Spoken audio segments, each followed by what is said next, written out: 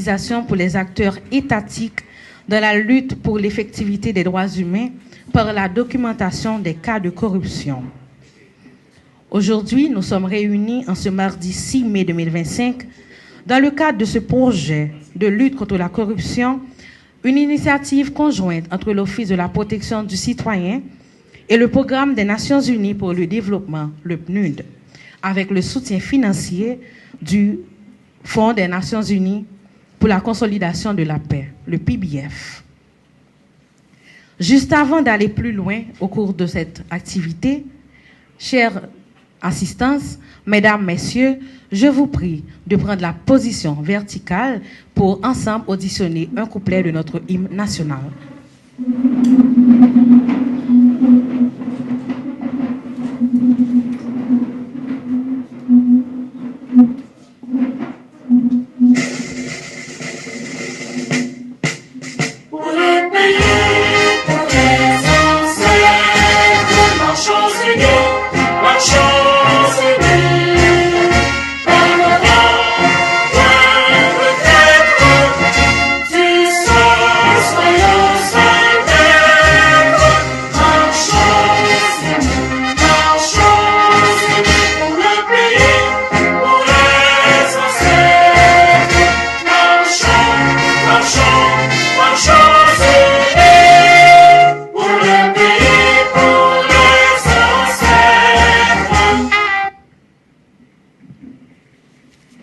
Merci, je vous prie de vous rasseoir.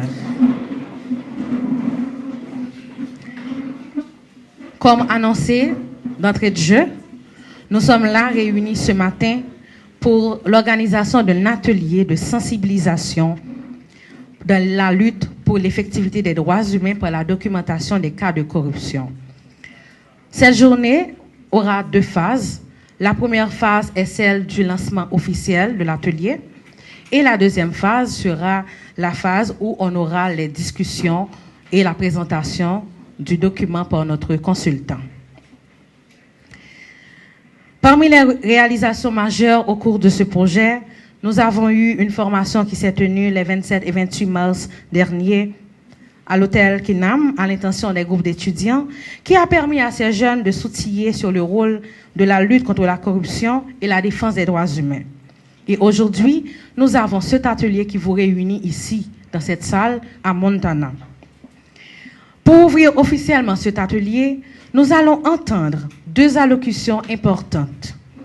Nous allons accueillir tout d'abord Maître Hans Ludwig Joseph, le directeur général de l'unité de lutte contre la corruption, l'ULCC, une institution au cœur des efforts de prévention et de répression de la corruption dans notre cher pays. Mesdames, Messieurs, je vous invite à accueillir le directeur général de l'unité de lutte contre la corruption, Maître Hans Ludwig Joseph, sous vos applaudissements.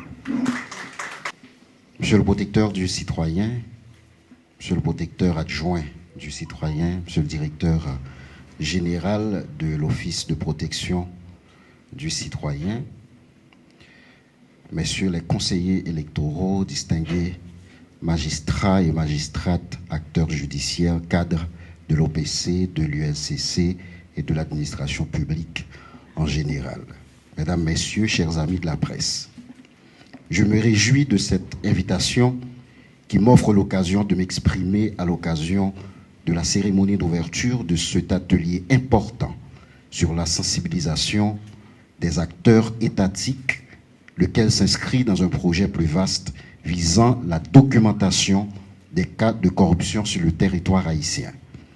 Je crois qu'aujourd'hui, que l'organisation d'un tel atelier mérite toute sa place dans un contexte national marqué par une crise totale où la corruption ne cesse de se développer au point de s'imposer dans tous les recoins de l'administration publique haïtienne. Face à ce mal endémique qui nuit la croissance économique et retarde à coup sûr le développement du pays, nous ne pouvons plus détourner le regard puisqu'il est temps d'agir ensemble. En effet, les obstacles à la lutte contre la corruption sont de divers ordres. Mais l'un des plus grands défis auxquels nous faisons face dans cette lutte acharnée contre ce fléau est la faible capacité de nos institutions à documenter, à analyser et à exploiter les cas de manière rigoureuse et méthodique. Trop souvent, les dénonciations restent à l'état de rumeurs, les faits se perdent dans le brouillard de l'impunité et beaucoup n'osent pas parler par peur de ne pas être entendus ou tout simplement par peur de représailles. Cet événement auquel je suis associé ce matin revêt, à mon sens, d'une double importance. D'une part, il témoigne de l'importance de la sensibilisation des acteurs étatiques qui sont placés au premier plan dans la fabrique de la chose publique.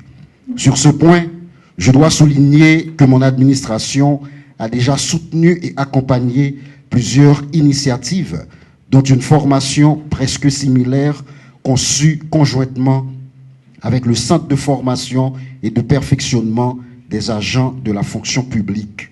Cette activité nous a permis de sensibiliser une centaine d'agents publics sur les risques d'atteinte à la probité au sein des institutions sociales de l'État. La sensibilisation des décideurs publics est donc au cœur des interventions de l'ULCC, dont ce mandat lui est confié au premier plan par la loi. La sensibilisation occupe une place centrale parmi les différentes actions entreprises depuis plusieurs années et les divers projets explorés jusque-là. D'autre part, cet atelier n'est pas sans rapport avec la répression de la corruption, qui fait partie aussi des attributions légales de l'ULCC, conformément au décret du 8 septembre 2004 qui l'a créé. Cela dit, les multiples enquêtes ouvertes et conduites par cet organisme sur des cas de corruption révèlent une insuffisance de normes existantes ainsi qu'un manque de connaissance des moyens de détection qui diminuent le rôle des agents publics, notamment dans les efforts de traçabilité.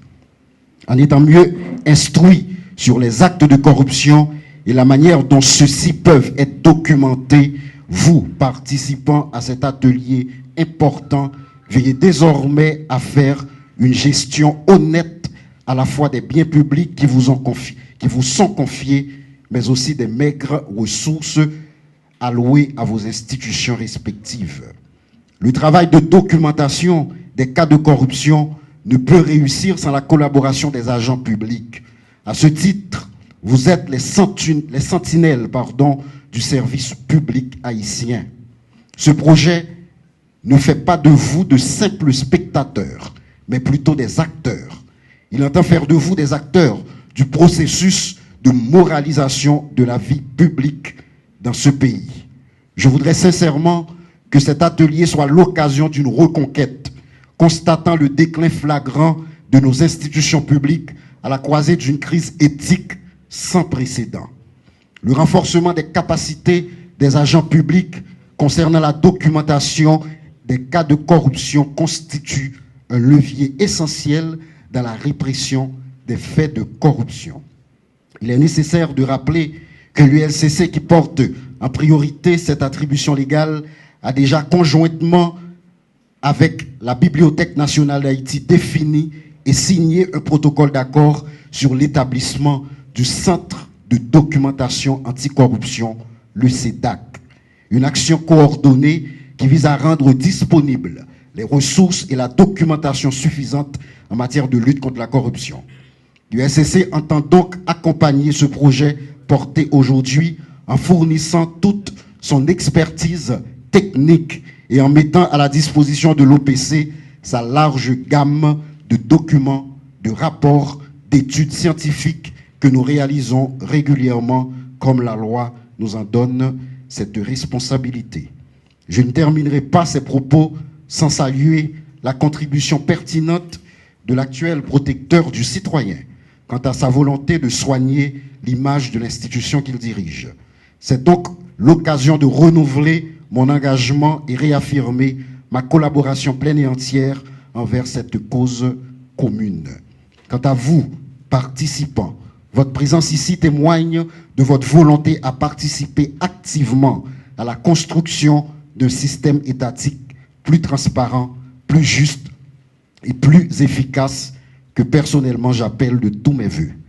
À l'issue de cet atelier de sensibilisation, je suis donc persuadé que vous serez plus habiles à exercer ce rôle de vigile ou encore de lanceur d'alerte lorsque vous apercevrez des actes de corruption qui ne peuvent plus être couverts par vos silences, parfois malheureusement complices.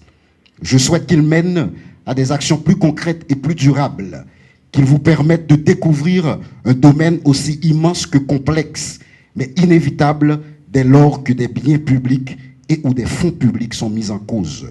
En conclusion, j'invite chacun d'entre vous à considérer cet atelier comme un pacte pour la probité, pour l'état de droit et pour l'avenir d'Haïti. Ce pays, notre pays, mérite des institutions crédibles, une gestion intègre de ses ressources et la confiance de ses citoyens. Je vous remercie.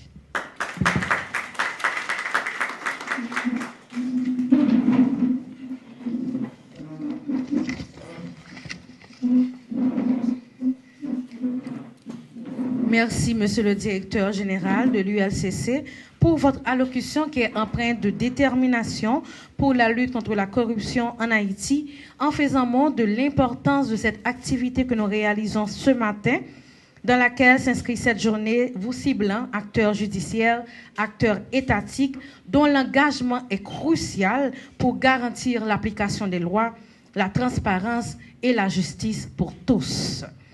Mesdames, Messieurs, chers assistants, nous allons à présent entendre l'allocution du protecteur du citoyen, Maître Jean-Wilner Morin, que je vous demande d'accueillir.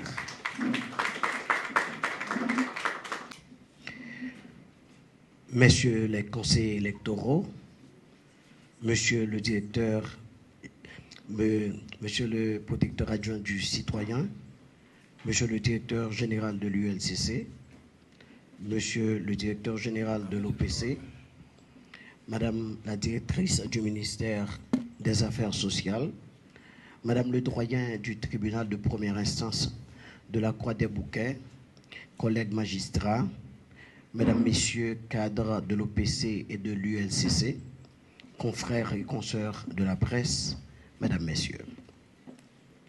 En guise de discours aujourd'hui, j'aimerais faire rappel d'un cas, tout en ayant soin de tenter de définir la corruption. À l'origine, le mot corruption, du latin corruptio, renvoie vers l'idée de la putréfaction malodorante, de nourriture, de dégénérescence cadavérique ou de l'organe quelconque. La dégradation à grande vitesse presque irréversible d'un organe périssable. Il faut reconnaître que l'utilisation du mot au sens où il renvoie à certains comportements antisociaux dont on ignore la date d'apparition exacte. Ça remonte au temps ancien et dans la Rome antique, par exemple, ces pratiques étaient assez connues. Reproduisons ici un cas qui a convaincu le monde de lutter contre la corruption. C'est le cas de Caius Licinius Verres vers 120 avant Jésus-Christ et 43 après Jésus-Christ. Il fut un homme d'État rendu célèbre à Rome par le procès que lui a infligé Cicéron.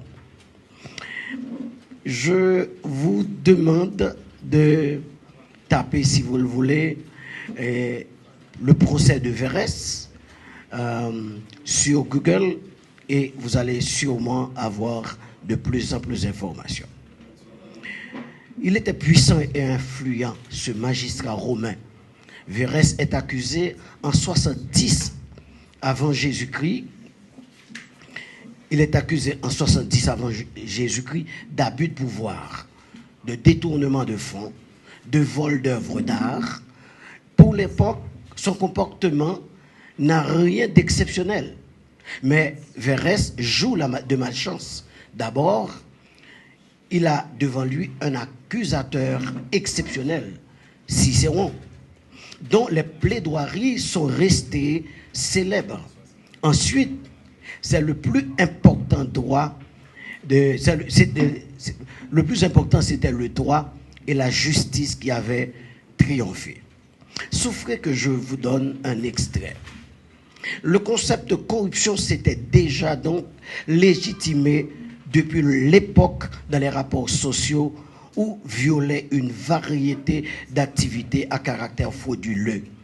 Au gré des champs d'où ces activités émergeaient, il s'ensuivit une large palette de sens et particularités qui tendent à cibler rôle et comportement réel des acteurs de l'État. Vu sous cet angle, la corruption est la perversion ou le détournement d'un processus ou d'une interaction avec une ou plusieurs personnes dans le dessein pour le corrupteur d'obtenir des avantages ou des prérogatives particulières, ou pour le corrompu d'obtenir rétribution en échange de sa bienveillance. Elle conduit en général à l'enrichissement personnel du corrompu, ou elle peut concerner toute personne bénéficiant de pouvoir de décision, que ce soit une personnalité politique, un fonctionnaire, un cadre d'une entreprise privée, un médecin, un arbitre, un sportif, un syndicaliste ou l'organisation à laquelle toute personne appartient. La corruption est une forme, et c'est ce qui me retient l'attention, et c'est avec quoi je voudrais vous retenir l'attention ce matin. La corruption est une forme d'agression envers la population. Une agression ou de violation de la confiance publique, bref, des normes de conséquences manifestes. Elle déborde de simples subjectivités au sens où, saisi par le droit, il devient désormais plus facile de comprendre ses contours réels. Voilà ce dont il est question ce matin, cette agression. Une agression contre la souveraineté nationale, une agression contre le bien-être de la population haïtienne, une agression suivie d'effets néfastes sur la sécurité de la nation. Tout découle, mesdames, messieurs, de la mauvaise gouvernance depuis des décades. Et cette mauvaise gouvernance axée sur la corruption et qui nous a valu aujourd'hui que la zone métropolitaine est réduite en un petit espace compris entre Delma 75 et Pétionville.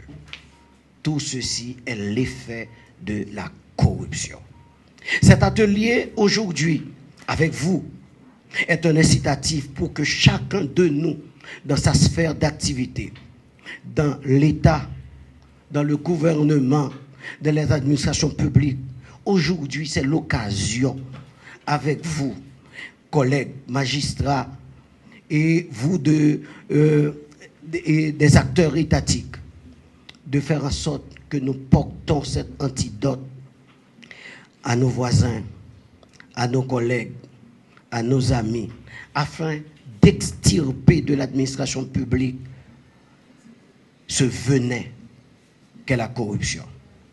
Je n'ai pas l'intention de vous imposer un long verbiage.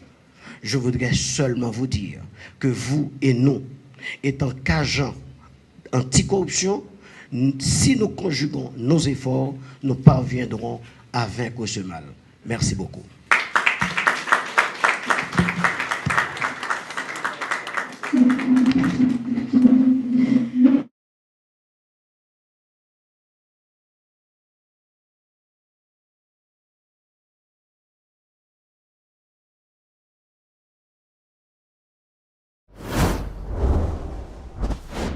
Jodi a, c'est un honneur pour nous de ce que nous sommes capables de gagner occasion pour nous réunir tout le monde là dans l'espace pour nous capables de faire lancement officiel projet de renforcement à petites et moyennes entreprises. Pour nous-mêmes, en tant que responsables d'organisation, nous pas camper sur ça nous faire. Nous ne pouvons pas accepter pour nous dire que nous d'accord, c'est avec un sentiment de devoir accompli. Nous avons lutté longtemps pour nous arriver aujourd'hui à côté de là. Mais nous ne pouvons pas oublier tout dans l'intervention de matin là sans que nous pas porter un remerciement public à ancien sénateur Gardi Leblanc. Sénateur Gardi, en tant que membre CP, il te bat nous un gros bourrade à projet pour le capable de s'allier aujourd'hui là. Nous pas oublier ministre commerce là qui représenté par chef cabinet là, directeur général là, monsieur Monazar. Nous pas oublier et CP Gérald Gilles qui va nous dernier booster qui pour laguer projet arriver dans finalité projet arriver projet dans cadre pour que le passé dans budget rectificatif là ça c'est un gros bourrade lié nous pas oublier et moun encore n'a demandé madame ministre féminine, condition féminine, madame Péduka, faut-il qu'on fait pour nous, pour le public, là, applaudir pour nous. Mais madame, non.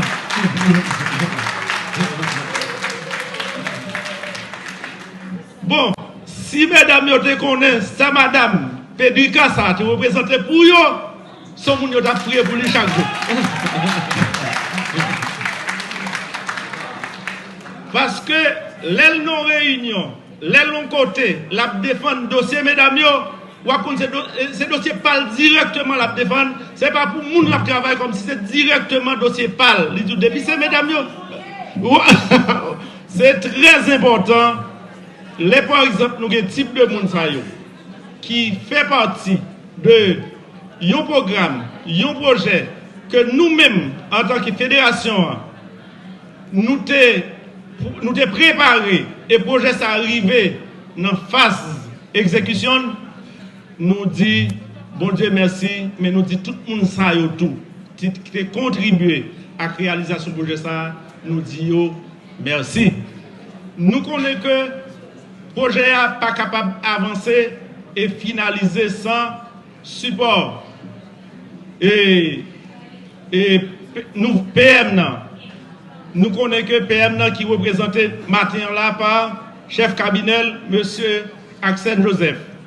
Nous connaissons que CPA, nous connaissons normalement c'est deux concerts avec eux-mêmes pour que ils continuent à bailler support avec le projet pour que le projet soit capable d'aller vite, bien et rapide. Nous dit, même Jean Taléa, que madame et responsable a parlé tout à l'heure, il a parlé de mes façons, mes formules pour que nous joignent prêts. Nous faisons et encore, on petit rappel tout petit que le projet A, c'est un projet qui est organisé, qui organisé avec fédération et fédération a une responsabilité pour que nous continuions à encadrer les commerçants parce que les commerçants que nous sommes là aujourd'hui là, nous sommes loin avec eux. Nous avons 15 ans de travail, nous avons 20 ans de travail depuis que nous avons lutté pour nous sortir dans informel là pour que nous entrions dans le cadre formel là. Formaliser yo connaît un ensemble de bagages que nous avons besoin pour être capable de vivre, formaliser.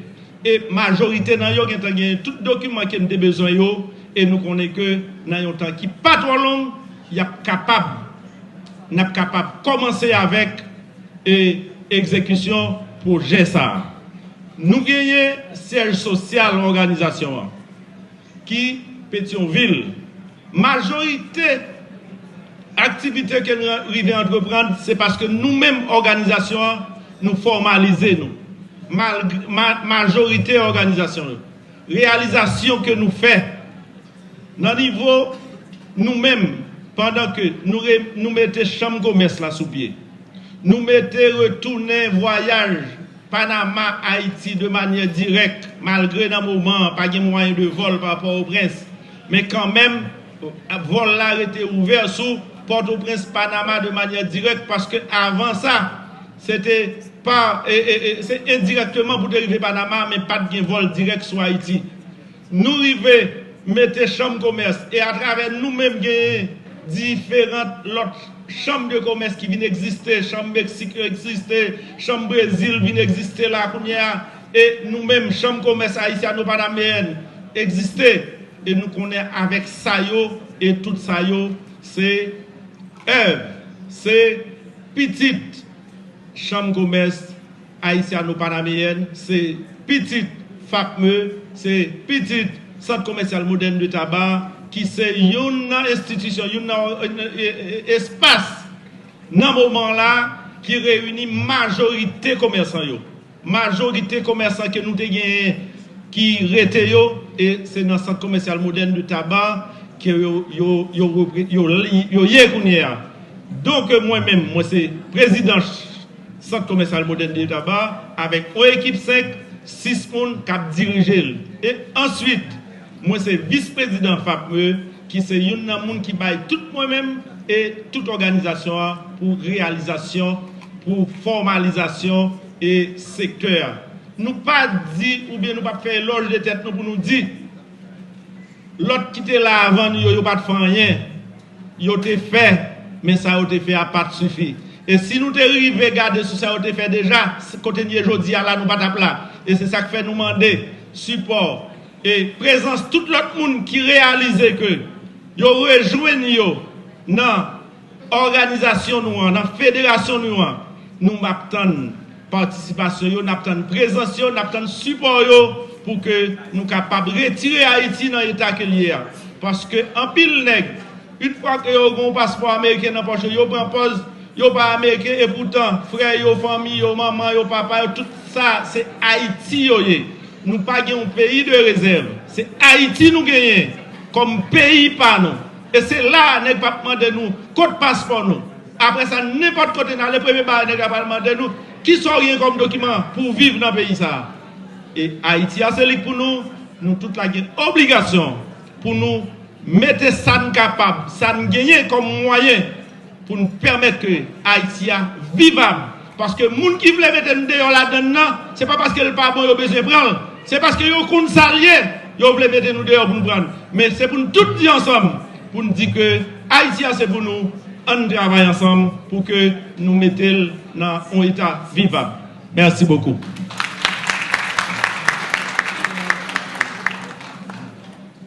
Et M. Jonas Vincent a raison. Et vous comprenez, il a dirigé un centre commercial, naturellement. C'est président centre commercial tabac. Centre commercial tabac, c'est une grosse réalisation, une grosse concrétisation. Et FAPME, Fédération haïtienne des petites et moyennes entreprises, réalisé et fait. C'est extraordinaire. Donc, c'est une grosse autorité dans FAPME et c'est le président centre. Et on va le comprendre, c'est pour ça que FAPME décidé d'honorer jeudi en tout, avec une plaque d'honneur. Parce que il y a des gens qui contribuent tellement à travail qu'a fait là que FAPME décidé d'honorer. Et après les Madame Ketlen qui sont cadres de FAPME tout, après les notre ami Saint-Élus pour la remise de cette plaque d'honneur. Notre ami Saint-Élus, qui c'est un cadre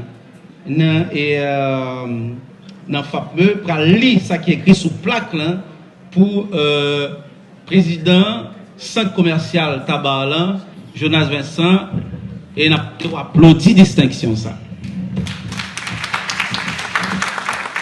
Merci MC. On a demandé également avec M. Joseph Jolambert de nous rejoindre ici.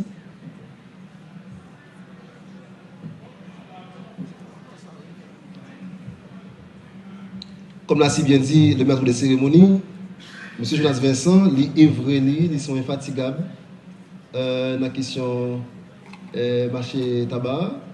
Et pour cela, nous avons choisi le plaque ça aujourd'hui pour dévouement pour détermination. C'est Fatme qui a baillé plaque là. C'est honneur et mérite à M. Jonas Vincent, président du centre commercial moderne de Tabar, pour son infatigable dévouement à la cause du secteur micro des petites et moyennes entreprises. Fatme en Haïti. Vous applaudissez, s'il vous plaît. M. Jonas Vincent.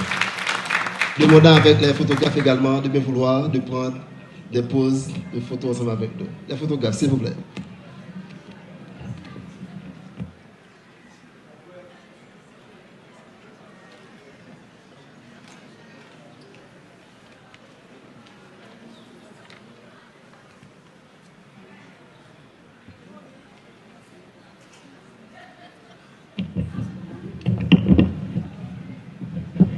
Voilà, merci. Président Jonas Vincent, évidemment, on essaie d'aller plus vite. Mesdames, Messieurs, vous l'aurez compris, on ne voudra pas vous tenir trop longtemps. Et ce moment-là, cet instant, il est singulier et privilégié. Parce que nous devons accueillir une femme battante, militante, puissante, engagée au plus haut point. Ce n'est pas une petite femme. Et c'est une dame qui a voué sa vie et, aux femmes, aux marginaux, comme j'aime à le répéter, à Haïti tout entière. Pas une dame qui se voit, elle, qui défend ses intérêts. Loin de cela. C'est moi, quand je vois cette dame, cette femme, Marie Yannick Mézil-Lérisson travailler, moi ça me dépasse. Ce n'est pas possible. Je ne peux, et vous serez d'accord avec moi, concevoir qu'une personne en elle seule peut avoir toutes ces dimensions. Elle est pluridimensionnelle. Elle a une énergie à revendre. C'est pas possible. Je vous demande de l'applaudir, mais vraiment très fort. C'est la présidente de la Fédération haïtienne des petites et moyennes entreprises. Elle s'appelle Marie Yannick Mézil-Lérisson, mesdames, messieurs. Merci Jackson.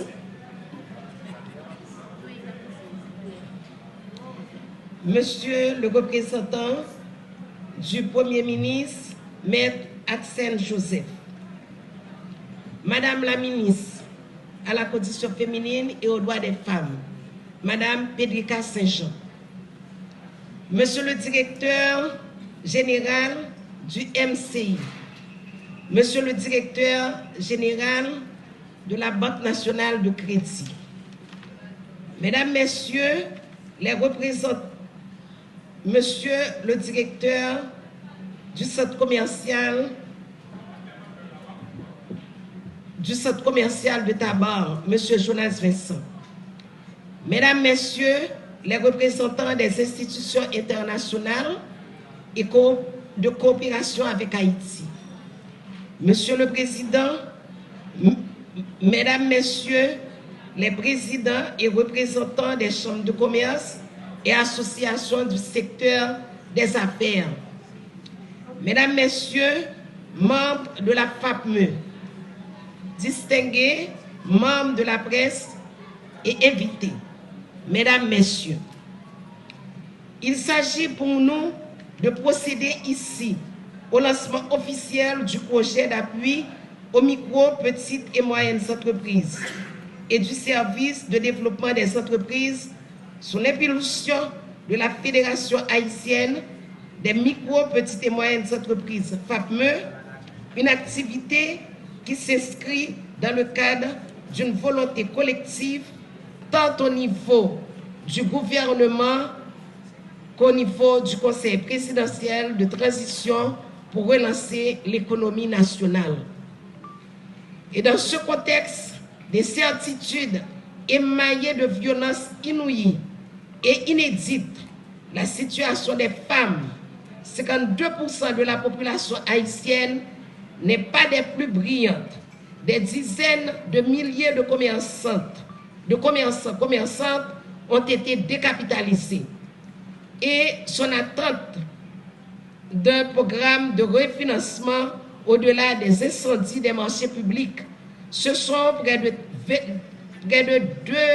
22 000 Madame Sarah qui attendent la reprise des activités dans le plus grand marché public haïtien, la Croix des Beaux-Salles, dont environ 13 000 d'entre elles sont totalement décapitalisées à cause de l'insécurité. Voilà, entre autres, la situation de fait qui nous réunit dans cette enceinte aujourd'hui, parce que nous sommes tous, autant que nous sommes les filles et les fils authentiques de cette nation, conscients et préoccupés par cette crise pluridimensionnelle qui gangrène cette société. C'est pour cela que je voudrais ici adresser à tous et à chacun, au nom de la Fédération haïtienne des petites et moyennes entreprises FAPME, que j'ai laissé honneur de présider mes plus sincères remerciements pour avoir répondu à cette invitation. Votre présence en homme si imposant témoigne sans l'ombre d'un doute de votre volonté d'accompagner le secteur entrepreneurial haïtien et plus particulièrement la FAPME dans sa quête permanente de création d'emplois et de richesses au bénéfice de la population haïtienne. Ainsi, pour cette nouvelle initiative qui vise à renforcer notre capacité à mieux servir le secteur entrepreneurial haïtien, permettez-moi de prendre le temps de remercier particulièrement le conseiller président, le docteur Louis-Gérald Gilles, le ministre du Commerce et de l'Industrie, M. James Monazar, le ministre de l'Économie et des Finances, M. Alfred Metellus, et la ministre à la condition féminine et aux droits des femmes, Mme Federica Saint-Jean, qui, pour leur appui inconditionnel, ont rendu possible aujourd'hui le lancement officiel du service de développement des entreprises ainsi que le projet d'appui au MPME au bénéfice du secteur jusqu'à présent très peu desservi. Mes remerciements s'étendent également au chef du gouvernement, Alix Didier Fils-Aimé, au président du CPT, son Excellence Fritz Alphonse Jean, pour leur approbation et leur soutien indéfectible, et à toute l'équipe de la FAPME qui a travaillé sans relâche, avec ténacité, pour donner forme à cette grande initiative. Mesdames, Messieurs,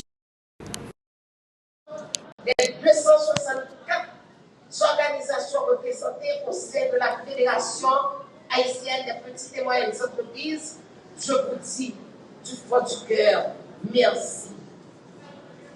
Toutefois, en dépit de la grande satisfaction que peut procurer ce dispositif essentiel qui permet à la FAPME d'évoluer dans son rôle d'encadrement et d'accompagnement des entreprises, il est important de souligner certains problèmes qui continuent de freiner le développement des MPME en Haïti.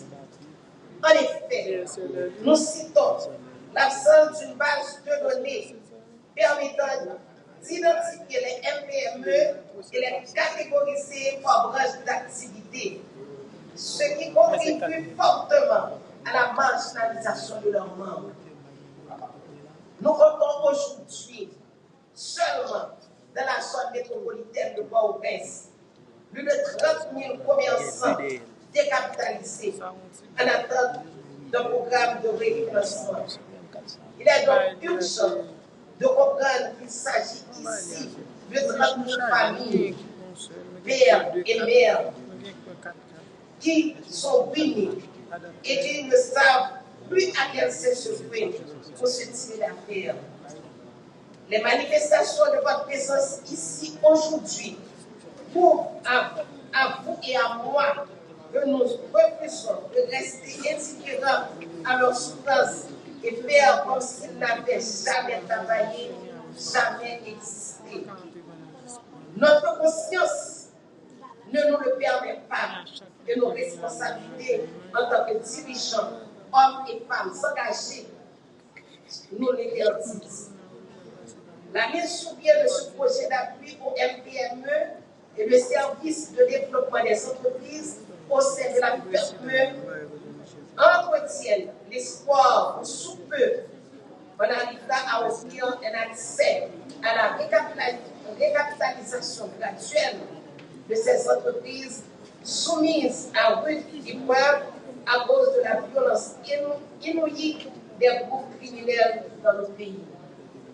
Il est important également d'attirer votre attention sur la nécessité d'intégrer formellement les MPME au sein du secteur haïtien des affaires pour leur formalisation. Classés dans la catégorie informelle, les MPME participent pourtant d'une manière ou d'une autre, qu'on l'admette ou non, dans le métier de l'assiette fiscale nationale.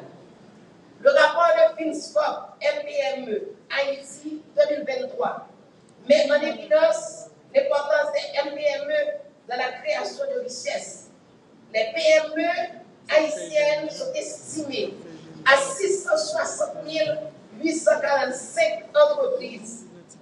À elles seules, elles emploient plus de 122 757 personnes.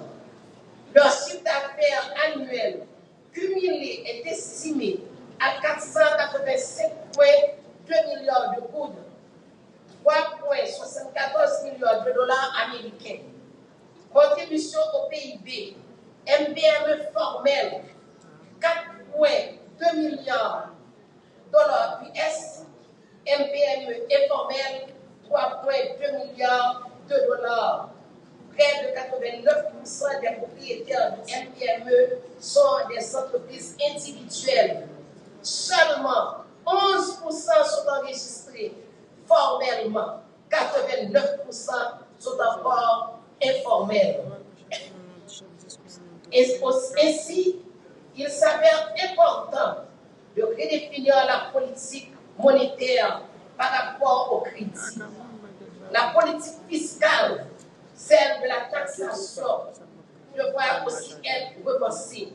La politique budgétaire devra œuvrer à une meilleure orientation des dépenses de l'État en raison des besoins de chaque département et commune.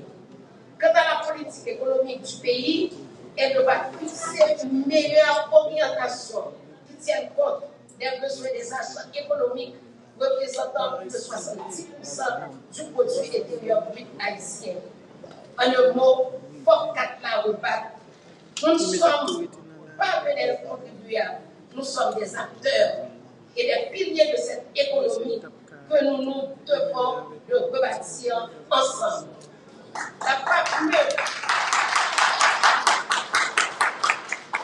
La PAPME, avec ses 264 organisations réunies, et permet de dire, grâce à l'accord que nous venons de signer avec le MCI, il est temps aujourd'hui que les MPME soient formellement enregistrés. Actuellement, le secteur des MPME est associé à des normes de faible qualité. Il est prévu désormais que ces normes de qualité seront améliorées grâce à de nouveaux apports techniques modernes qui vont permettre d'atteindre le niveau standard. Et ainsi, des marchés de niche pourront être identifiés et développés pour les MPME.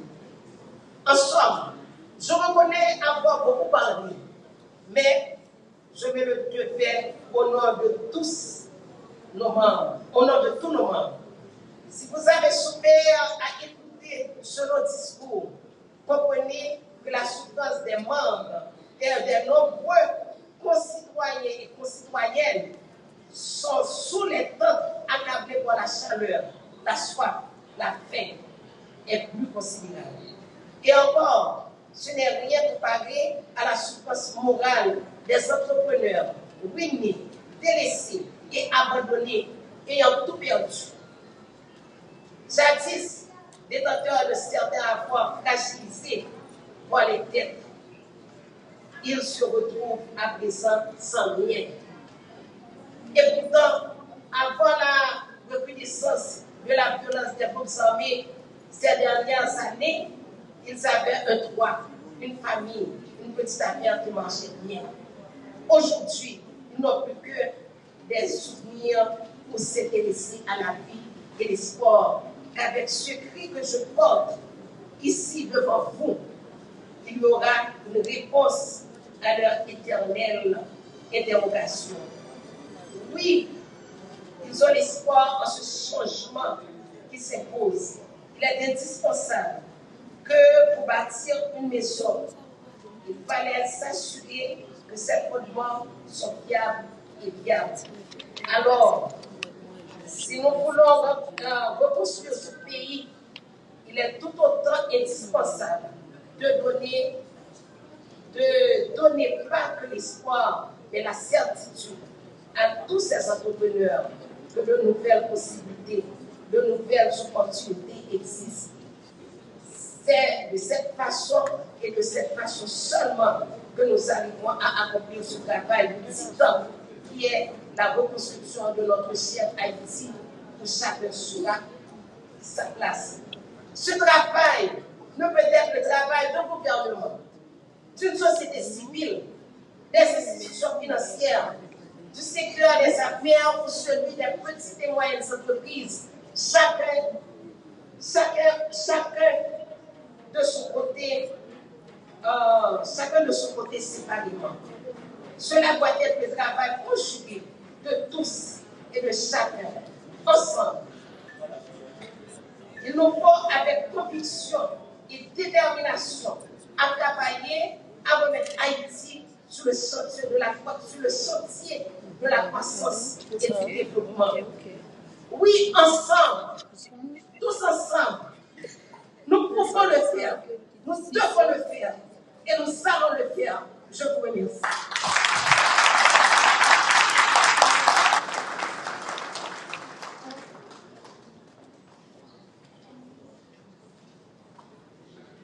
Ce ne sera pas trop si je vous demande d'applaudir encore une fois, mais vraiment des ovations pour Marie-Yannick Lérisson, la présidente de la Fédération haïtienne des petites et moyennes entreprises. Mesdames, Messieurs, vous le savez, une femme forte et courageuse, c'est un oasis dans le désert, une source d'inspiration.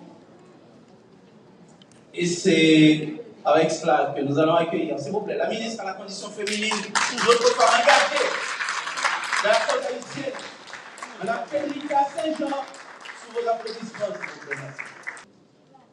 Avant de commencer ce discours-là, qui nous dit que des bagailles, on ne peut pas mettre dans le discours. Il y a des bagailles, on ne peut pas dire dans le discours. Moi, quand je dis en tant que ministre condition de femme, pour moi, gagner à côté moi, devant moi, avec moi, des femmes qui te inspirées pendant toute la vie et que je dis, moi, gagner avec ou bien, je suis capable de compter sur vous. Il y a des femmes, tant qu'on nous dit, dans le territoire avril à l'Issa, comme haïtienne, je dis, en marquer l'histoire encore, des femmes dans le pays d'Haïti qui continuent à marquer l'histoire. C'est un plaisir pour moi avec les qui ont besoin des Myriam Fêtière, des Marie, Lise Bertin, des Paulna, des Yolette Mégoal, et qui est-ce qui va faire jalousie. Il y a un pile de femmes qui ont marqué l'histoire. Mais moi-même, je parle, c'est là où je mouris pour m'honorer. Il y a des femmes qui sont femmes, il y a des femmes qui sont des garçons, senti plein, et il y a des femmes qui sont des garçons, ils ne sont pas capables de résultat. Et nous comprenons, pour qui ça n'est pas un conflit comme ça, c'est que il y a un plaisir.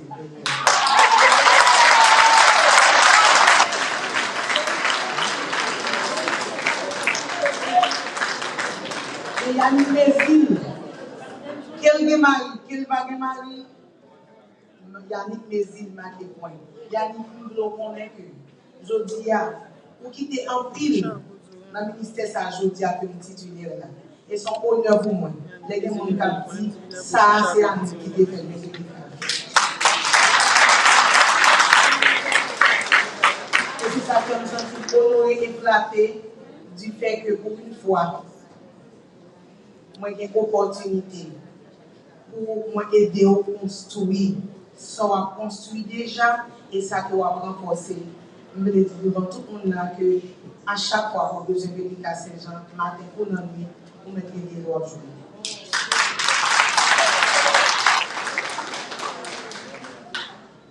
Monsieur le représentant du Premier ministre, Monsieur le ministre des Affaires sociales et du Travail, Monsieur le directeur général du ministère du Commerce et de l'Industrie, Monsieur le président du Conseil de gestion de la Banque nationale du Crédit, Monsieur le représentant président permanent du MNUD en Haïti, Madame la présidente de la Fédération haïtienne des petites et moyennes entreprises, Mesdames, Messieurs les leaders et représentantes des organisations des entrepreneurs, de la société civile, Mesdames, Messieurs les représentantes de la presse, Mesdames, Messieurs, en vos rangs, titres, grades et qualités. Nous voici réunis aujourd'hui pour le lancement officiel d'un instrument majeur, le Fonds de soutien aux micro, petites et moyennes entreprises.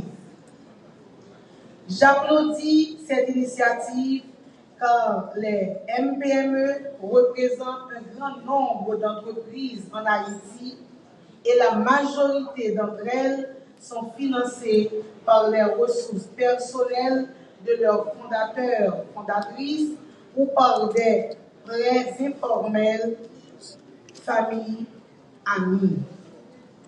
Il existe peu de fonds d'investissement intéressés par les micro, petites et moyennes entreprises locales, notamment en raison du risque élevé associé à l'instabilité du pays. Les MPME représentent une grande majorité des entreprises en Haïti, souvent informelles. Elles contribuent significativement à la création d'emplois, surtout dans les zones urbaines. Elles jouent un rôle dans la résilience des communautés locales, en particulier dans les secteurs du commerce, de l'agriculture et l'artisanat de services. Cependant, moins de 10% des MPME accèdent au financement bancaire structuré, faute de garanties suffisantes ou de dossiers financiers formels. Des études menées par la Banque mondiale et d'autres organisations ont identifié le faible niveau de financement bancaire aux MPME en Haïti par rapport à d'autres pays en développement. En effet, elles jouent un rôle vital dans l'économie nationale, mais elles évoluent dans un contexte particulièrement difficile, marqué par l'instabilité politique, l'insécurité croissante, les catastrophes naturelles et les défis économiques structurels. En outre, le manque de politique claire et favorable à la promotion des MPME dirigées par des femmes et des jeunes par le biais de l'accès au crédit est un obstacle majeur à la relance du secteur. D'où la collaboration du gouvernement à la création d'un fonds de soutien à la relance des activités des MPME pour répondre à ces défis connexes. En effet, ce moment que nous partageons ensemble aujourd'hui n'est pas seulement un événement économique, c'est un acte politique, un engagement ferme en faveur de la croissance et la relance économique. Concrètement, c'est pour répondre à ces défis que ce fonds a été conçu. Il se veut un levier de transformation, une main tendue à toutes celles et tous ceux qui portent des projets porteurs de sens, de résilience et d'innovation. Ce fonds de garantie servira à accompagner les institutions financières qui soutiennent, qui souhaitent alors accroître leurs engagements en faveur des micro, petites et moyennes entreprises, MPME, afin de permettre à celles-ci de jouer un rôle moteur dans la croissance de l'économie haïtienne. En d'autres termes, cet instrument financier offrira aux MPME l'accès au crédit bancaire en partageant le risque de financement avec les banques et établissements financiers par l'octroi de garantie. Mesdames, Messieurs, le fonds que nous lançons aujourd'hui n'est donc pas une simple mesure technique. Il est un acte politique fort qui vise à remettre les micro, petites et moyennes entreprises au cœur de la relance économique nationale. Ces dernières années, de nombreuses micro, petites et moyennes entreprises ont été décapitalisées faute de ressources, de sécurité ou d'accès au crédit. Certaines ont fermé leurs portes, d'autres continuent avec courage, mais dans la précarité. C'est à cette réalité concrète que le gouvernement a voulu répondre avec responsabilité et humanité dans un contexte particulièrement difficile. L'accent est mis sur l'inclusion financière car le gouvernement veut faire émerger un écosystème entrepreneurial féminin fort, structuré et compétitif, capable d'intégrer pleinement les chaînes de valeur nationales et régionales. Ce fonds n'est pas seulement un simple appui financier dit. Il est aussi une affirmation de la volonté politique du gouvernement de réduire les inégalités économiques entre les sexes, de valoriser l'inclusion financière et de faire progresser les droits des femmes dans le respect des engagements internationaux pris par l'État haïtien. En effet, en 1995, lors de la conférence mondiale sur les femmes à Beijing, les États membres ont adopté un cadre historique pour l'égalité des sexes. Le programme d'action de Beijing a clairement affirmé que l'autonomisation économique est une condition essentielle de l'autonomisation globale des femmes et que l'accès aux ressources financières constitue un droit fondamental.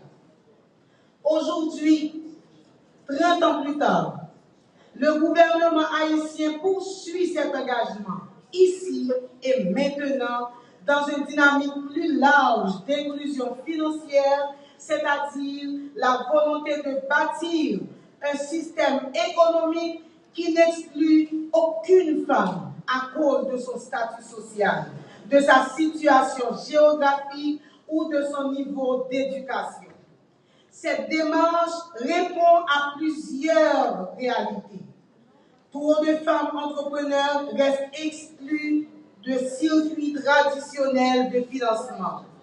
Beaucoup peinent à accéder à des capitaux pour développer ou structurer leurs entreprises.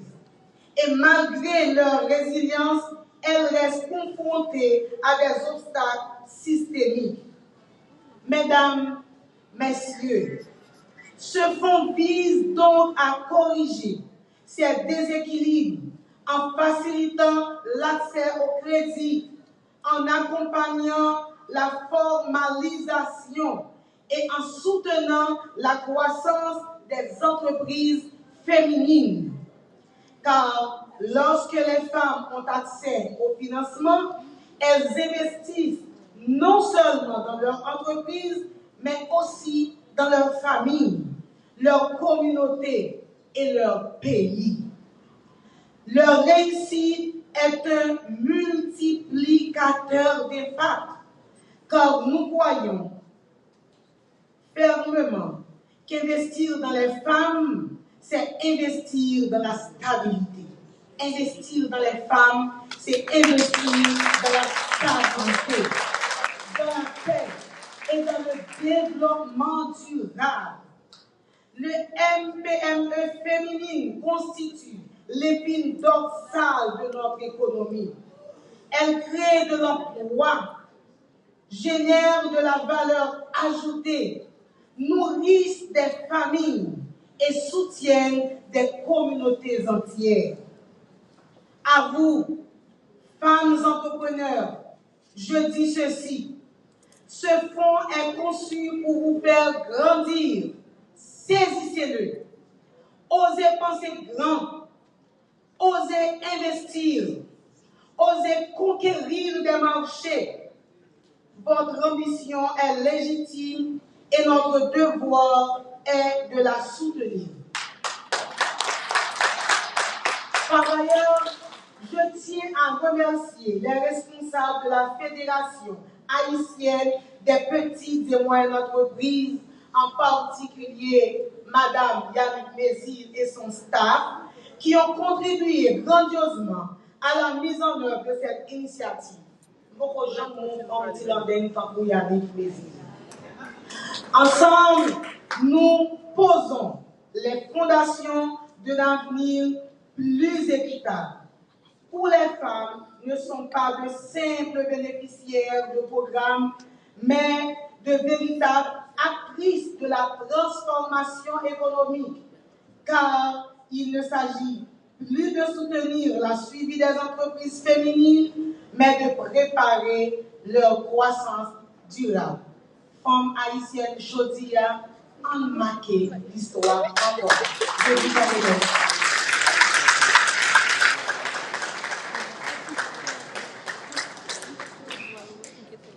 Monsieur, si vous voulez bien applaudir encore une fois, je ne sais pas trop vous demander.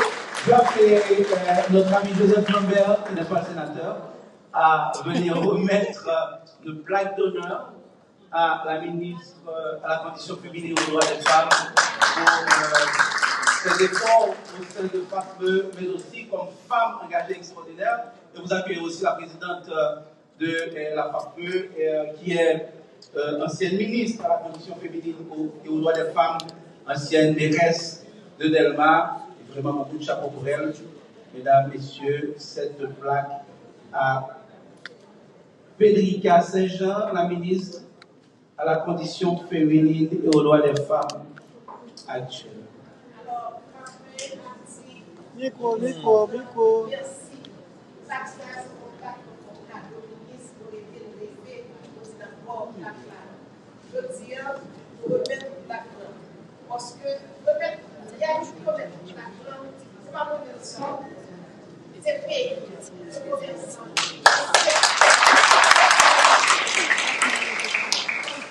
Nous nous mettons des batailles en pile pour projet sanitaire. La bataille et pas de dormir, de pas de dormir. Et je dis à bataille et pour qu'on ait une bataille au Bénin pour projet sanitaire réalisé. Bataille avec le ministre commerce, le ministre finance, le premier ministre, le parlement et le reste de l'Union.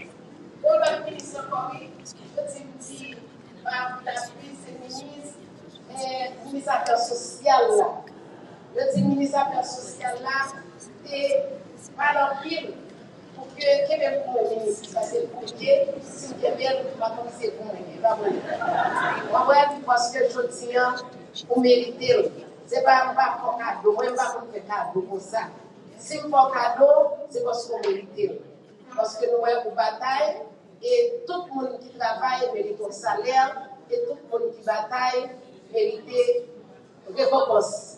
Ça, c'est récompense, fédération en Barou, et ce n'est pas M. Barou, oh, président Jonas, il va aider, côté, on fait notre équipe là, côté Myriam, et Baweno, côté Jean-Robert. Oh non, pas si Jean-Robert, c'est trop Jean-Robert. Et alors, les petits petits, ils tellement les dépendent, on battre avec nous, les petits, ils vont pour 18 ans, non? Les tapes battre avec nous là, si, on va prendre soit là, on va prendre, c'est dans le quatrième. C'est là où, puis nos Jean-Robert. Et puis, là, nous sommes obligés de remettre le ministère, pas seulement la ministre, c'est l'équipe là qui va où. Parce que vous méritez, vous travaillez, vous méritez salaire. Mais ça n'est pas. Nous-mêmes, nous ne pouvons pas faire notre travail sans pas payer, nous payons. Ok? Yes.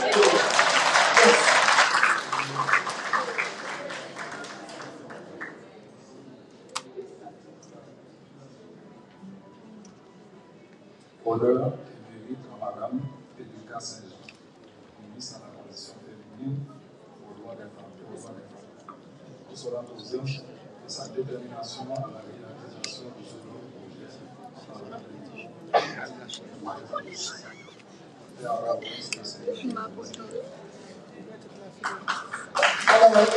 Nous recevons à plateau de ça avec un pile joie, un pile cœur content.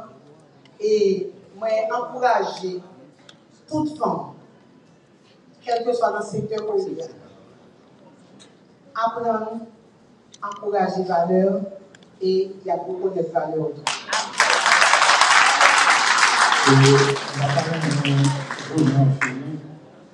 Sans pas parler de Zach qui pose aujourd'hui. Et Zach qui pose aujourd'hui, il y a des gens qui ne doivent pas ouais, mais on va le faire ouais. Nous avons tout monsieur chambre commerce, puisque nous-mêmes nous faisons partie de chambre commerce Panama, mais nous avons toute l'autre chambre qui accompagne nous dans ça que nous avons fait. Côté qu'on dit, Haïtiens pas être ensemble, mais nous avons partagé un seul secteur, et puis je dis, ouais, nous tous réunis là. On va inviter M. Paul Lolo-Chéri, qui est représentant au secrétaire général, chambre. Faut-il pas être haut? Ah ben, faut-il pas être haut? Que M. Rico Félix, qui est là, c'est Chambre Commerce Brésil, président Chambre Commerce Brésil, qui est avec nous, et M. Benoît qui est là. Donc, il y a M. Basile qui est avec nous pour Chambre Commerce Mexique. Nous devons signaler ça pour voir que nous tous travaillons pour le même secteur et nous mettons nous ensemble, nous tous là pour réaliser pour les ensemble. Merci.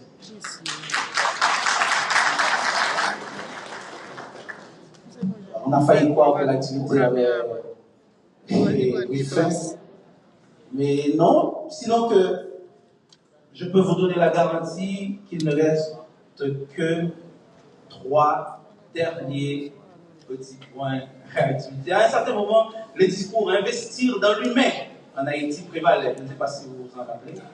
Aujourd'hui, le discours de la ministre de la Condition féminine et aux droits des femmes est fort et puissant. Investir dans la femme, c'est investir dans la stabilité, dans la paix, dans le développement de l'Afrique. J'aime aussi quand vous avez une femme présidente, son mari, c'est le premier homme. Comme lorsqu'un homme est président, sa femme, c'est la première dame. Maintenant, je donnerais quand une femme est ministre, par exemple, comment on appelle son mari, je ne sais pas. Et puis, est-ce qu'on est déjà dans une situation où sa femme est ministre, etc. Et puis, on essaie de trouver sa place. Moi, j'ai réfléchi à une phrase que j'allais dire en écoutant la ministre à la Condition féminine, et puis je me suis dit, il ne faut pas, on va peut-être mal interpréter, pour dire qu'il y a des femmes hommes et des hommes femmes, vous voyez, etc. Mais maintenant, je vous l'ai promis, il y a le représentant du ministre du Commerce et de l'Industrie qui est là, le représentant de James Monaza, qui malheureusement ne peut être là, le directeur général du ministère, Panel Olémon, que je vous demande d'applaudir, mesdames, messieurs, pour son intervention. Au nom du ministre James Monaza, Madame la ministre à la Condition féminine et aux droits de la femme, Monsieur le ministre des Affaires sociales et du Travail,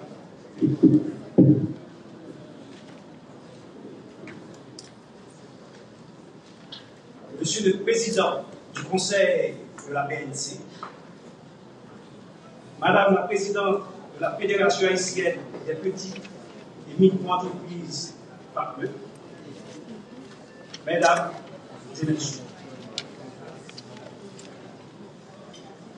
c'est un honneur pour moi de prendre la parole au nom du ministre du Commerce et de l'Industrie à l'occasion du lancement officiel de la relance des activités du secteur des micro, petites et moyennes entreprises, une initiative de la PAPME que nous sommes fiers d'accompagner. Dans ce contexte particulièrement difficile que nous traversons, les NVME restent une des piliers vitaux de notre tissu économique. Les NVME créent des emplois, innovent et maintiennent une vie socio-économique importante. À cet effet,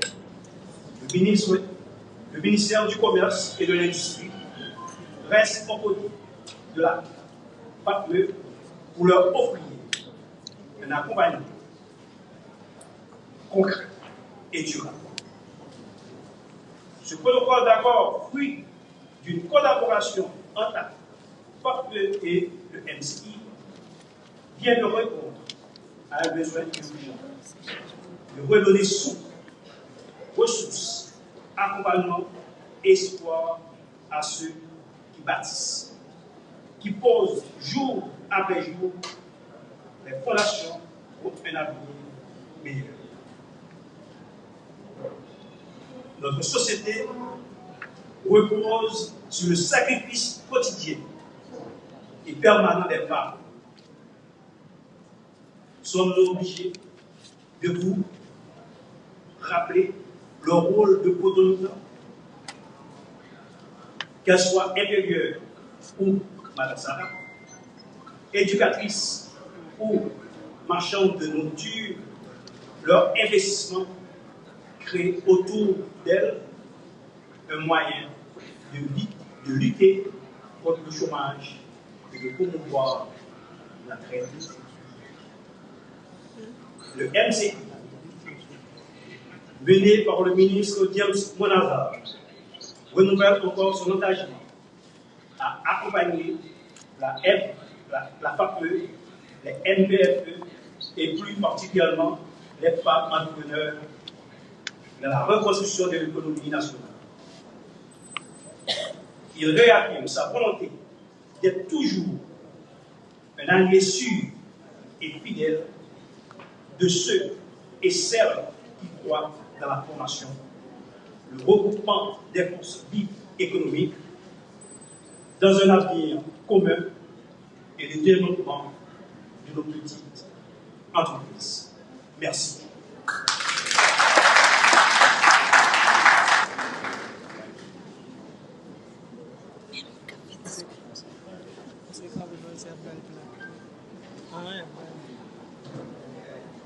Voilà une plaque d'honneur pour les efforts du ministre du Commerce et de l'Industrie et à la réalisation de cette activité, à ce projet justement, qui est, parce que le ministère du Commerce et de l'Industrie, c'est l'un des grands partenaires de ce projet. Donc, naturellement, on remet la plaque d'honneur au nom du ministre à son représentant qui est là, et c'est Kathleen qui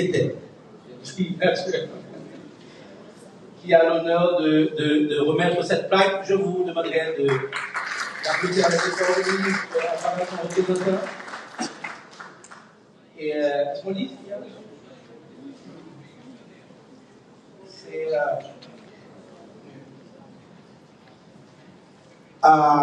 honneur et mérite à M. James Monazar, ministre du Commerce et de l'Industrie, pour son engagement indéfectible et son dévouement pour la formation, enfin pour la formalisation du secteur des micro, petites et moyennes entreprises, MPME en Haïti. Voilà. Oui. Merci. À présent, je crois que la FAPME remercie le ministre des Affaires sociales et du travail qui est présent, Georges Wilbert-Frank, et aussi ceux dont on n'a pas cité le nom, ils sont nombreux à être là. La dernière présentation, si vous voulez, le dernier discours, c'est le représentant du Premier ministre, Alix Didier Fils-Aimé, qui s'est fait représenter par son chef de cabinet, Maître Axel Joseph, que je vous prie, mesdames, messieurs, d'accueillir maintenant.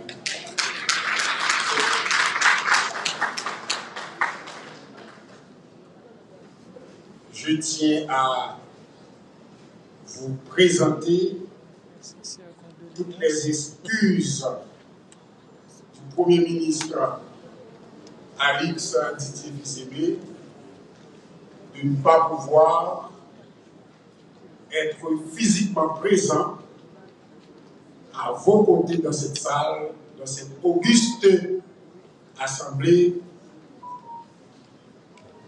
où des femmes, des hommes de mon pays, de notre pays, et présentent vraiment un projet d'avenir. Il s'apprêtait, le Premier ministre, s'apprêtait à répondre physiquement présent à l'invitation qui lui a été faite.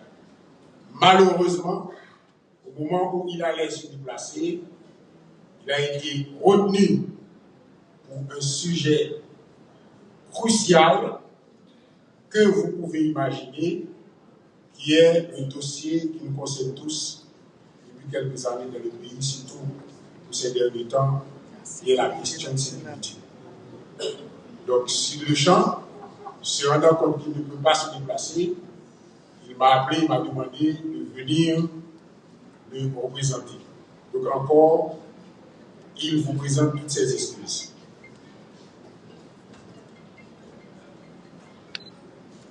Madame la ministre à la condition féminine et aux droits de la femme,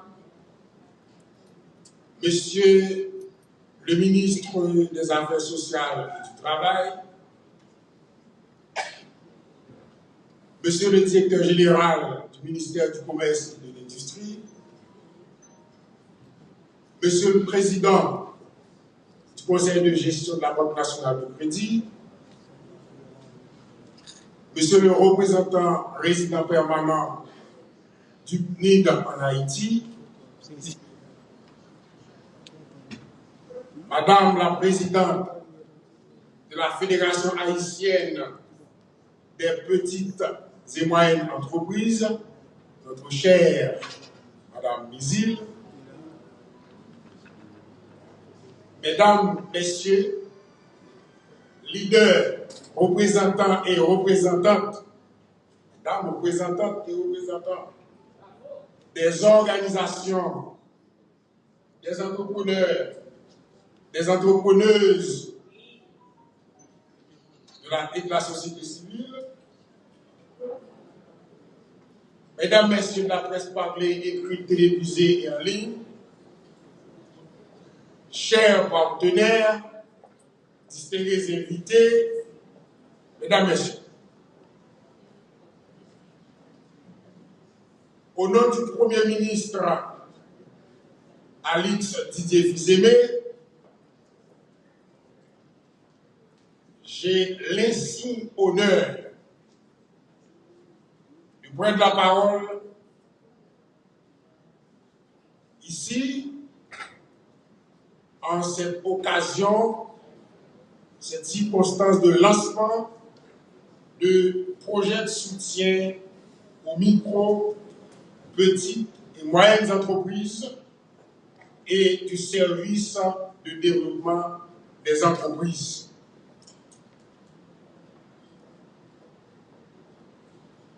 Le Premier ministre considère cette occasion comme étant exceptionnelle, car pour lui, elle marque une étape déterminante dans l'engagement commun en faveur du développement économique inclusif, durable et innovant. Ce moment est la manifestation de la nécessité et de la conscience collective que les micro, moyennes, petites, moyennes entreprises représentent non seulement la pierre angulaire, l'épine dorsale, le socle, le fondement, la base de notre économie, mais aussi et surtout des moteurs indispensables de transformation sociale, de progrès économique et de création de richesse. Les micro, petites et moyennes entreprises constituent des paramètres essentiels de notre tissu économique. Elles sont en effet les vecteurs de l'innovation, le poumon de l'entrepreneuriat et des outils importants dans la lutte pour sortir le pays, notre cher Haïti, des ornières du sous-développement du temps. Pourtant, la réalité montre que les micro, petites et moyennes entreprises sont trop souvent reléguées au second plan en leur statut d'entreprise. De nombreux obstacles sont dressés contre leur croissance, leur évolution, leur développement. C'est pourquoi le Premier ministre Alix Didier Fils-Aimé croit qu'il faut désormais une politique publique qui vise à faciliter l'accès des micro, petites et moyennes entreprises au crédit, au financement, surtout public, et de toutes les institutions financières nationales et internationales. Et cela exige un accompagnement de l'État ici. Cette politique publique doit fournir au MPME l'encadrement nécessaire pour atteindre leurs objectifs. Quant au service de développement des entreprises, ce service doit être une structure appelée à assister les MPME en matière de conseil technique, de renforcement des capacités, d'aide à la digitalisation des nouvelles technologies de la communication, des formations sont importantes pour les entreprises, comptant surtout les petites, moyennes, micro-entreprises, de mise en réseau avec des partenaires internationaux et internationaux. Dans cette perspective, mesdames, messieurs, le lancement de ce projet porteur d'avenir du point de vue économique et social est désormais un témoignage éloquent de la volonté collective inébranlable à laquelle adjoint l'État haïtien, le gouvernement haïtien, surtout à travers le Premier ministre, d'encourager ces initiateurs économiques que vous êtes, mesdames, messieurs.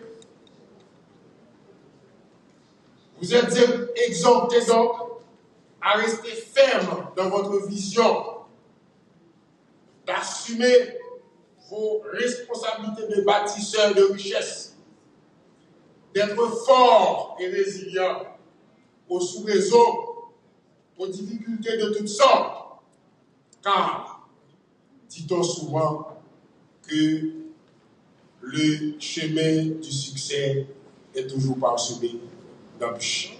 Je vous en remercie.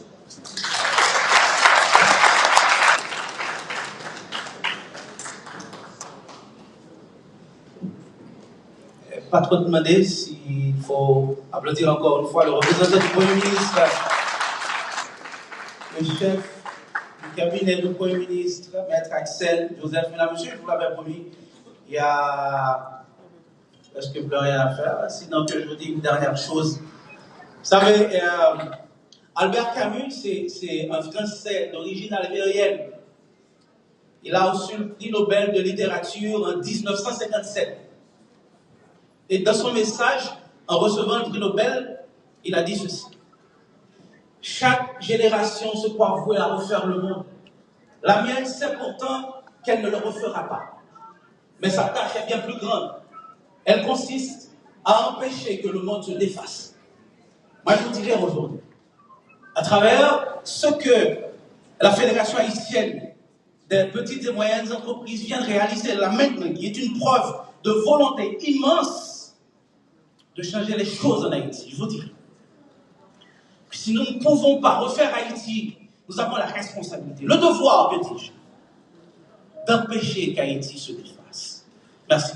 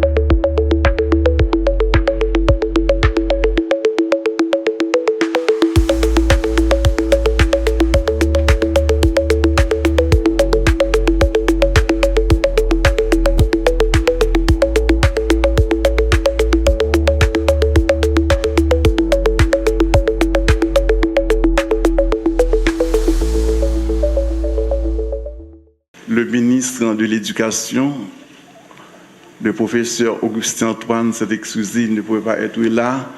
Et ce matin, il devait voyager avec le président du Conseil, M. Fridjan, et vers le nord, et qui est vraiment leur région natale, a donné priorité à certains niveaux d'enseignement, et que ce soit le préscolaire, l'enseignement de base et la formation professionnelle avec une bonne dose de numérique, une bonne dose d'éducation à la citoyenneté et une bonne dose d'APC, approche par compétence, qui devient par la suite un élément de transversalité et de récurrence pour tous les niveaux et d'enseignement du préscolaire à l'enseignement supérieur en passant par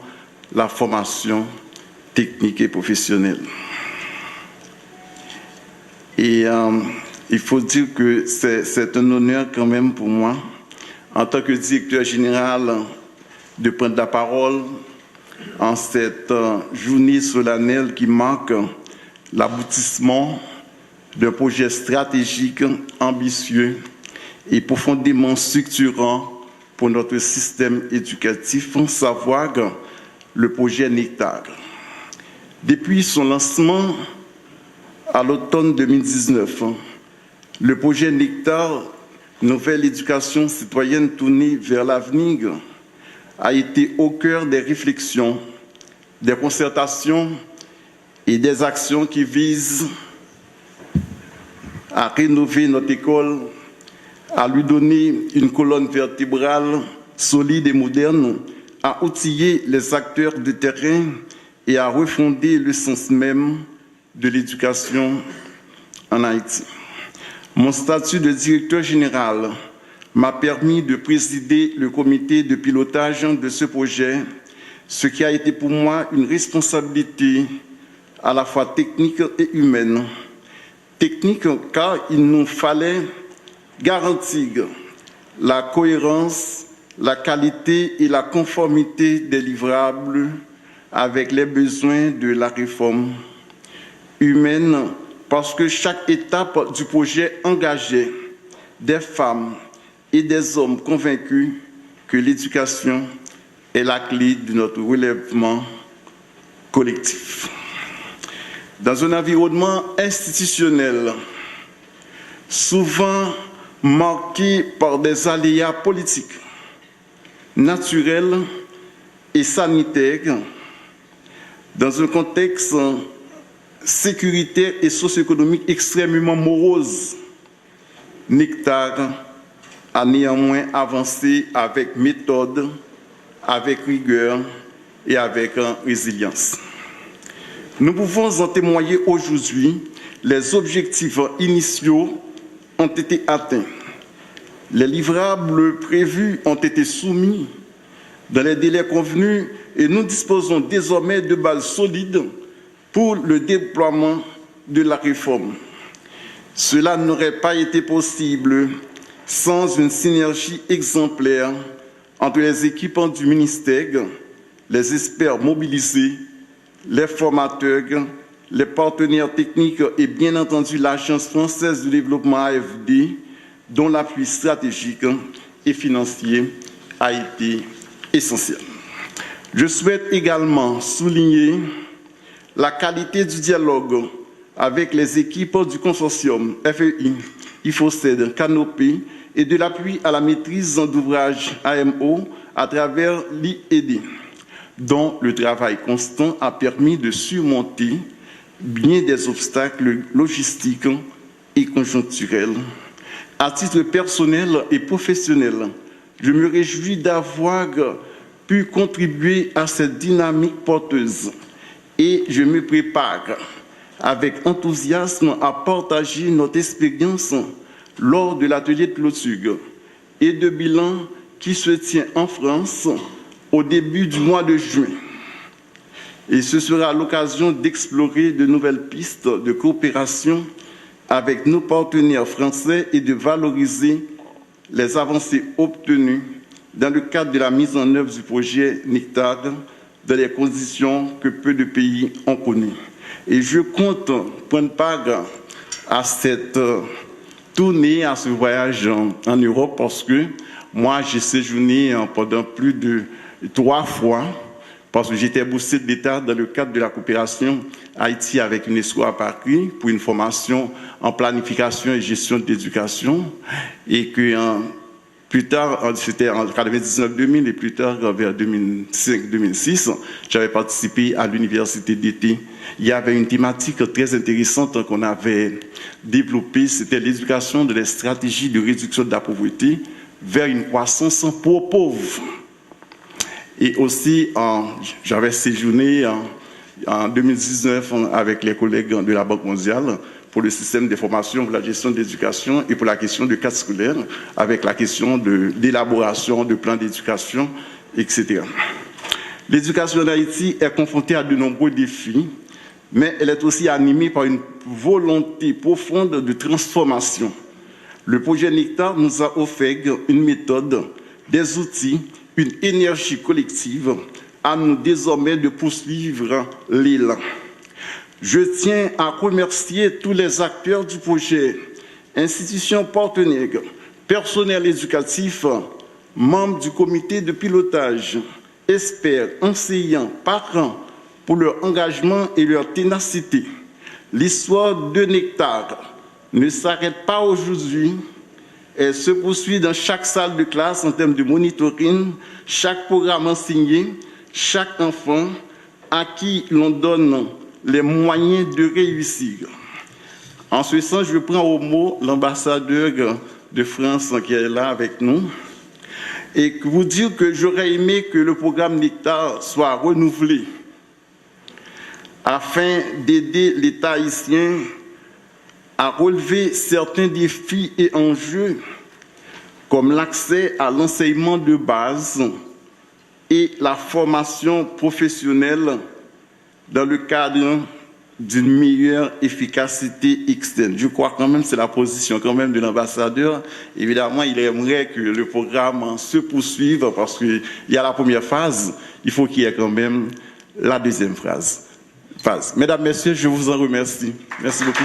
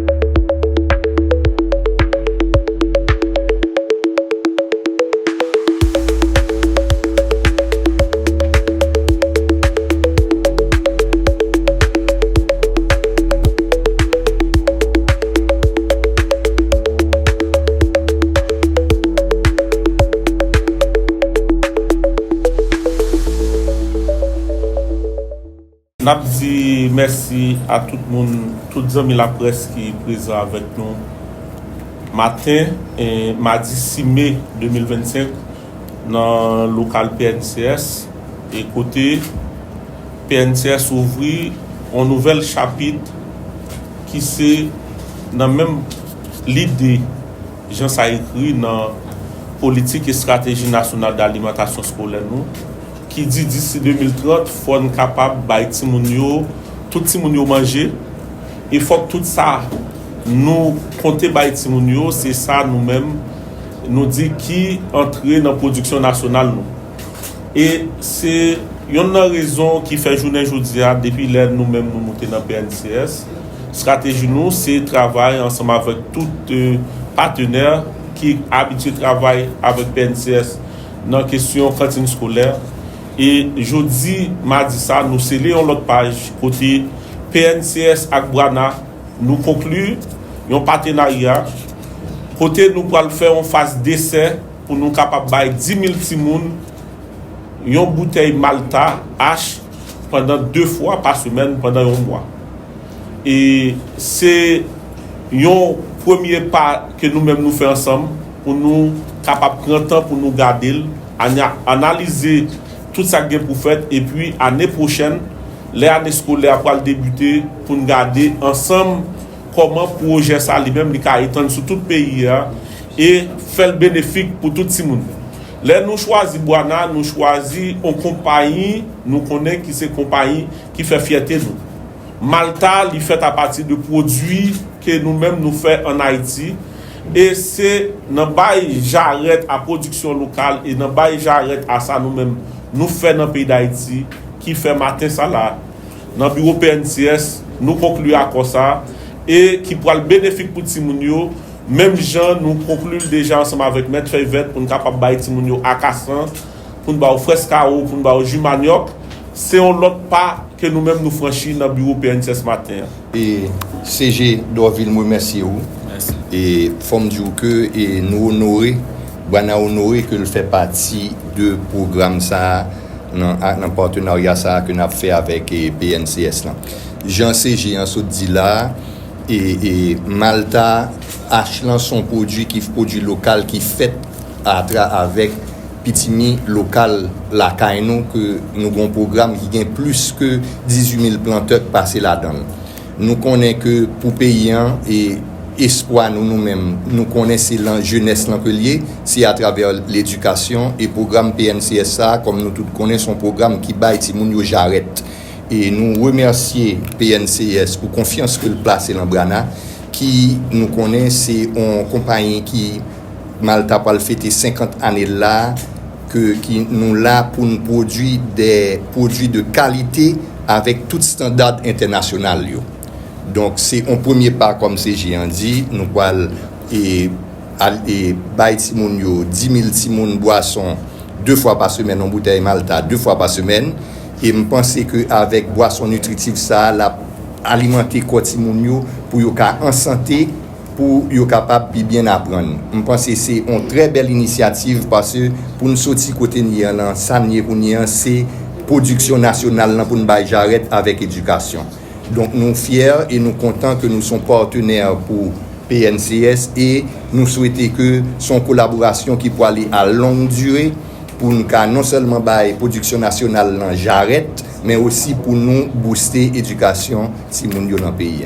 Merci PNCS, merci CG. Merci.